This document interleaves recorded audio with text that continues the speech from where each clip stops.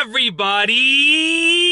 I'm here today to tell you about 8 useful tips and tricks for reverse parking that you should know. If you're parking your car, then there's a good chance that you're going to be reverse parking it or forward parking it, but some of the time you're going to be reverse parking it, and I always recommend reverse parking whenever possible, so I really wanted to make this video to tell you about these 8 useful, practical, crucial tips and tricks for reverse parking. Without further ado, let's get right into the video. Tip and trick number 1 is use all of your mirrors. Your car is hopefully going to have 3 mirrors. It's most likely going to have 3 mirrors. A rear view mirror, a right side mirror, and a left side mirror. And as you're reverse parking, each of those mirrors is going to serve a very specific purpose. Your side mirrors are going to be super useful for judging where you are, judging your positioning towards that parking spot, because they're going to show you down the side lengths of your car.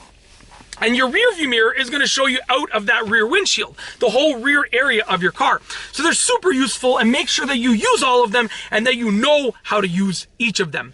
Tip and trick number 2 is look all around as well. So you got to use all your mirrors, that's number 1. And then number 2 is also look all around. You don't want to only use your mirrors, and you also don't want to only look side to side and behind you. You want to do both together. So you got to combine tip number 1 and tip number 2.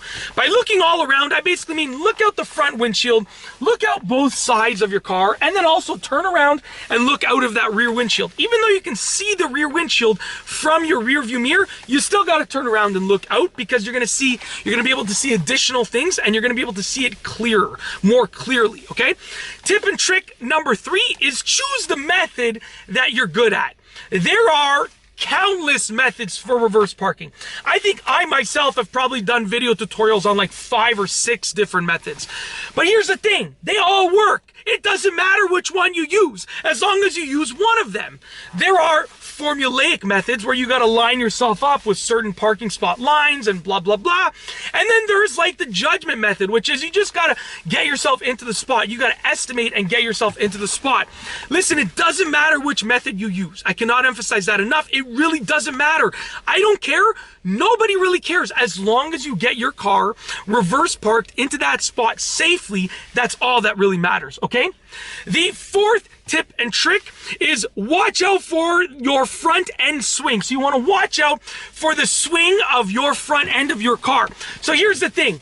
When you are driving in reverse, okay, and you turn the wheel and you're reversing, whenever you turn the wheel, the front end of your car is going to swing out in the opposite direction. So you got to watch out for your front end swing. That's what I like to call it. I mean, it's not really a formal word, front end swing, but that's what I like to call it. So here's the thing. If I'm reversing and I'm steering to the right, the front of my car is going to swing out to the left. If I'm reversing and I'm steering to the left, the front end of my car is going to swing out to the right.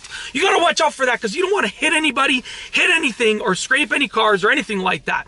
So watch out for your front end swing. Like I said, not an official term, I don't think. That's just kind of something that I made up. That's what I like to call it. Tip and trick number 5 is going to be master the art of steering in reverse. Steering while driving in reverse is one of the hardest things for beginner drivers to master.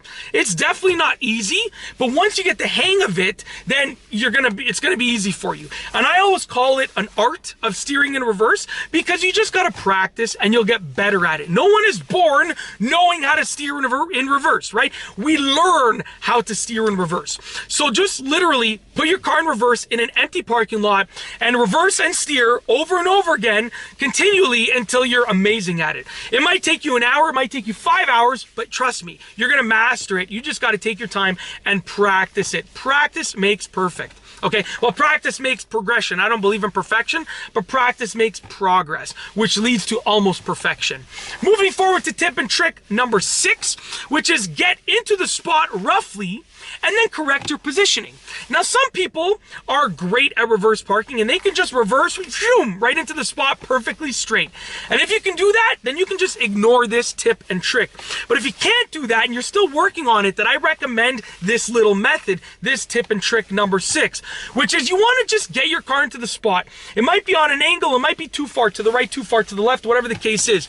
But once your car is in the spot, roughly, you then want to drive forward out of the spot, straighten it out, and then reverse back perfectly, okay? As perfectly as possible. So instead of trying to get your car in perfectly in one shot, what you can do is just get your car in roughly at an angle, too far to the right, too far to the left, whatever it is, and then correct it. It's going to take a little bit of extra work, but trust me, it's going to help you practice, and it's going to lead you to getting better and better at reverse parking until you're able to do it in one shot. So do it in 2 shots, and then as you get better, you'll be able to do it just at one time, okay? Tip and trick number 7 is going to be move back slowly.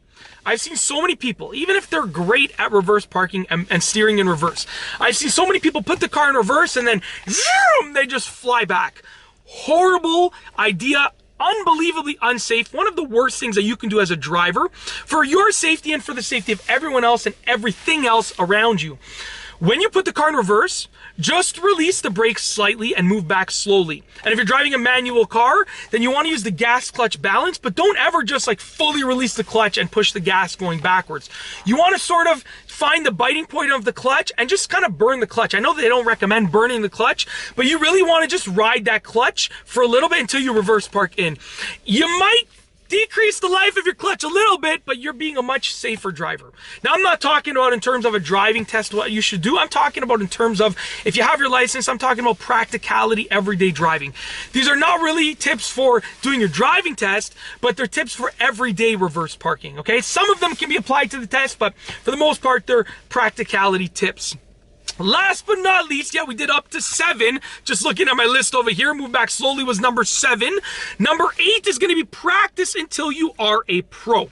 Now, like I said, practice makes progression. Progression leads to almost perfection.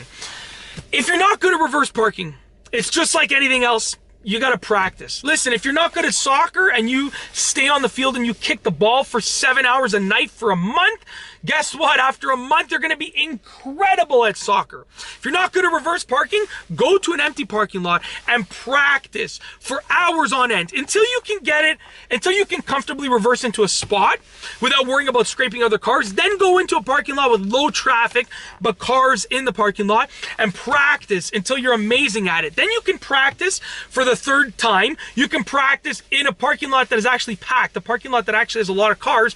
And then by the time you're done that, you're going to be incredible at reverse parking. And that's basically it. Those are 8 useful tips and tricks for reverse parking that you should know. If you liked the video, be sure to give it a thumbs up. Let me know what you think down below as a comment. And of course, be sure to subscribe for more great car and driving videos just like this one. And that's all I have for you today. Thanks for watching.